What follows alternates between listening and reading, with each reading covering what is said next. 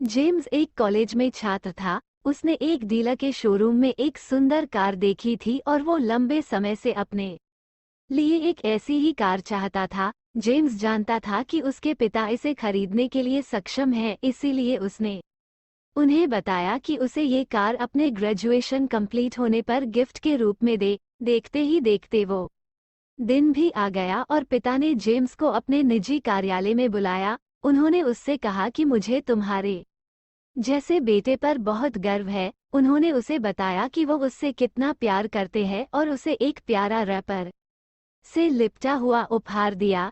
James उस छोटे से गिफ्ट के डिब्बे को देख निराशा महसूस करने लगा, लेकिन वह जानने के लिए उत्सुक था कि ऐसा क्या था उस बॉक्स में, इसलिए उसने बॉक्स तुरंत खोला और उसमें एक लाल कपड़े से लिपटी भगवद गीता देखी।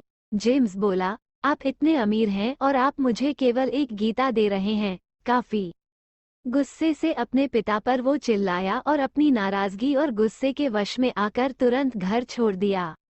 काफी साल बीत गए। जेम्स अब एक सफल व्यवसायी बन चुका था। वो अपने जीवन में खुश था, लेकिन उसके पिता के साथ टूटे रिश्तों के कारण उसकी आत्मा अभी भी आहत थी। जेम्स अपने पिता का घर छोड़ने के बाद कभी उनसे मिलने नहीं गया था।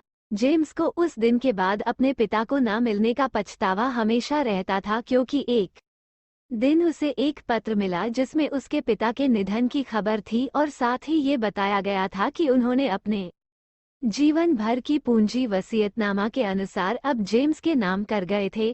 अपने पिता की सारी संपत्ति विरासत में मिली। तब जेम्स अपने पिता के घर पहुंचा और कुछ महत्वपूर्ण कागज की तलाश करने लगा और गलती से उसे वहीं भगवद गीता का उपहार लिपटा हुआ मिला, जिसे देख उसे फिर उसी उदासी का एहसास हुआ। उस गीता को उसने अच्छे से देखा तो उस पर अपने पिता की हैंडराइटिंग में कुछ लिखा पाया।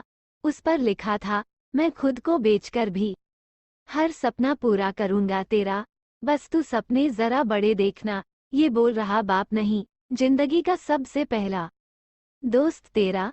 ये कविता पढ़ी ही थी कि अचानक उस किताब से एक चाबी गिरी, जिसके ऊपर लगे टैग पर उसके ग्रेजुएट होने की तारीख के साथ कांग्रेचुलेशन और आई लव यू माई सन लिखा हुआ था।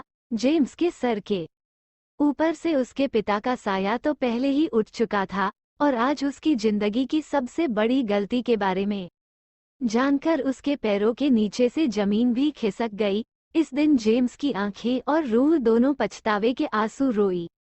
इसलिए कोई भी काम बहुत सोच समझ के करना चाहिए।